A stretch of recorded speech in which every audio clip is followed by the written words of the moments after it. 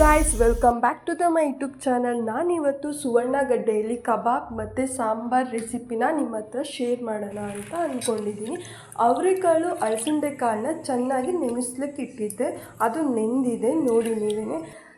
ಮತ್ತು ಸುವರ್ಣಗಡ್ಡೆನ ಚೆನ್ನಾಗಿ ಕ್ಯೂಬ್ಸ್ ರೀತಿಯಲ್ಲಿ ಕಟ್ ಮಾಡ್ಕೊಂಡು ಇಟ್ಕೊಬೇಕು. ಇದು ಹಾರ್ಟಿಗೆ ತುಂಬ ಒಳ್ಳೆಯದು ಮತ್ತು ಬೂಸ್ಟ್ ಮತ್ತು ಇಮ್ಯುನಿಟಿ ಪವರ್ ಕೂಡ ಇದೆ. ಇದು ಬಾಡಿಗೆ ಒಂದು ರೀತಿಯಾದ ಬೂಸ್ಟ್ ಕೊಡುತ್ತೆ ಅಂತ ಹೇಳ್ತಾರೆ. ಇಲ್ಲಿ ನಾನು ಅರಿಶಿನ, ಹುಣಸೆಹಣ್ಣು, ಸಾಲ್ಟ್ ಹಾಕ್ಬಿಟ್ಟು ಚೆನ್ನಾಗಿ ಇದನ್ನು ಬೇಯಿಸ್ತಾ ಇದ್ದೀನಿ. ಇದು ಬಂದು ಜೆಪ್ಟೋದಲ್ಲಿ ಕೊಕೊನಟ್ ವಾಟರ್ ಮೆಲನ್ ಮತ್ತು 10 ಲೀಟರ್ ವಾಟರ್ನ ಬುಕ್ ಮಾಡಿದ್ದೆ ಹಾಗೆಯೇ ಸಾಂಬಾರು ಮಾಡ್ಕೊತ. ಕಾಯಿ ಇರಲಿಲ್ವಲ್ಲ, ಸೊ ಈರುಳ್ಳಿ, ಟೊಮ್ಯಾಟೊ, ಮೆಣಸಿನ್ಕಾಯಿ ಮತ್ತು ಬೆಳ್ಳುಳ್ಳಿ, ಶುಂಠಿ, ಕಾಯಿ, ಏಲಕ್ಕಿ, ಲವಂಗ, ಚಕ್ಕೆ ಇಷ್ಟನ್ನು ರುಬ್ಕೊಳ್ಬೇಕಾಗುತ್ತೆ. ಅದರಲ್ಲಿ ನಾನು ಧನಿಯಾ ಆ್ಯಡ್ ಮಾಡಿದ್ದೀನಿ. ಸಪ್ರೇಟಾಗಿ ಕೊಕೊನಟ್ ಮತ್ತು ಟೊಮ್ಯಾಟೊನ ರುಬ್ಕೊಬೇಕಾಗುತ್ತೆ. ಅದನ್ನು ಚೆನ್ನಾಗಿ ಪೇಸ್ಟ್ ಮಾಡ್ಕೊಂಡಿದ್ದೀನಿ. ಸೊ ಇವಾಗ ನಾನು ಕುಕ್ಕರಲ್ಲಿ ಎಣ್ಣೆ ಹಾಕ್ಕೊತಾ ಇದ್ದೀನಿ, ಎಷ್ಟು ಬೇಕೋ ಅಷ್ಟು. ಇದು ಕ್ಯೂಟಾಗಿತ್ತು ಅಂತ ಕ್ಯಾಪ್ಚರ್ ಮಾಡಿದೆ.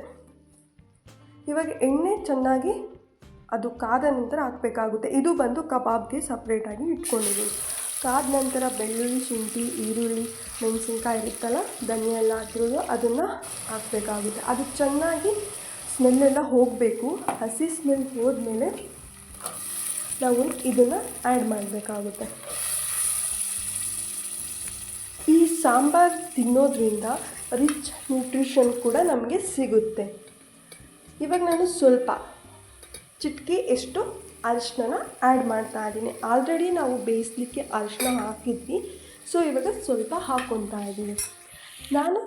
ನಮಗೆ ಎಷ್ಟು ಬೇಕಷ್ಟು, ಖಾರ ಜಾಸ್ತಿ ತಿನ್ನೋಗಿದ್ರೆ ಜಾಸ್ತಿ, ಕಡಿಮೆ ತಿನ್ನೋಗಿದ್ರೆ ಕಡಿಮೆ, ಅಷ್ಟನ್ನು ನಾನು ಆ್ಯಡ್ ಮಾಡ್ಕೊತಾ ಇದ್ದೀನಿ.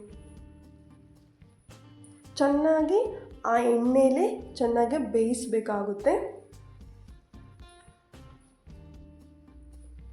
ಇದು ಚೆನ್ನಾಗಿ ಬೆಂದ ನಂತರ ನಮಗೆ ರುಚಿಗೆ ತಕ್ಕಷ್ಟು ಉಪ್ಪನ್ನು ಹಾಕೋಬೇಕಾಗುತ್ತೆ.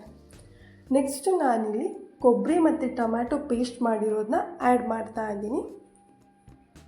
ಆಮೇಲೆ ನಮಗೆ ಎಷ್ಟು ಬೇಕೋ ಅಷ್ಟು ನೀರನ್ನು ಹಾಕ್ಕೊಂಡ್ರೆ ಗ್ರೇವಿ ರೀತಿಯೂ ಮಾಡ್ಕೊಬೋದು, ಸಾಂಬಾರು ರೀತಿಯೂ ಮಾಡ್ಕೊಬೋದು. ಸಾಂಬಾರು ರೆಡಿಯಾಗಿದೆ. ಇವಾಗ ಕಬಾಬ್ ಮಾಡೋದು. ಸಿಂಪಲಾಗಿ ಪಟಾಪಟ್ ಅಂತ ಕಬಾಬ್ ಮಾಡೋಣ. ಹೆಲ್ತಿ ರೆಸಿಪಿ, ಮನೆಯಲ್ಲಿ ನೀವು ಒಂದ್ಸಲ ಟ್ರೈ ಮಾಡಿ. ಇವಾಗ ನಾನು ಸ್ವಸ್ತಿಕ್ ಬೆಳ್ಳುಳ್ಳಿ ಶುಂಠಿ ಪೇಸ್ಟ್ನ ಯೂಸ್ ಮಾಡ್ತಾ ಇದ್ದೀನಿ. ಚಿಲ್ಲಿ ಪೌಡರ್, ಸ್ವಲ್ಪ ಗರಂ ಮಸಾಲ, ಸ್ವಲ್ಪ ಧನಿಯಾ ಪೌಡರ್ ಮತ್ತು ಸಾಲ್ಟ್ ಪೌಡರ್, ಎಷ್ಟು ಬೇಕೋ ಅಷ್ಟು ರುಚಿಗೆ ತಕ್ಕಷ್ಟು ಅಕ್ಕಿ ಹಸಿಟ್ಟನ್ನ ಹಾಕ್ಕೊಂಡ್ಬಿಟ್ಟು ಚೆನ್ನಾಗಿ ಅದನ್ನು ಕಲಿಸ್ಕೊಂಡು ಸ್ವಲ್ಪ ಹೊತ್ತು ಈ ಥರ ಇಡಬೇಕಾಗುತ್ತೆ. ಮ್ಯಾರಿನೇಟ್ ಮಾಡಿ ಸೈಡಲ್ಲಿ ಒಂದು 20 ಮಿನಿಟ್ಸ್ 10 ಮಿನಿಟ್ಸ್ ಇಡಬೇಕಾಗುತ್ತೆ. ನಾವು ಎಷ್ಟೊತ್ತು ಇಡ್ತೀವೋ ಅಷ್ಟೊತ್ತು ಚೆನ್ನಾಗಿ ಕಬಾಬ್ ರೀತಿಲಿ ಬರುತ್ತೆ.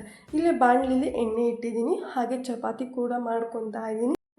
ನಾನು ಚಿಕನ್ ಕಬಾಬ್ ಕೂಡ ಮಾಡಿದ್ದೆ, ಅದೇ ಎಣ್ಣೆನ ಯೂಸ್ ಮಾಡ್ಕೊತಾ ಇದ್ದೀನಿ. ಇಷ್ಟೇ ರೆಸಿಪಿ.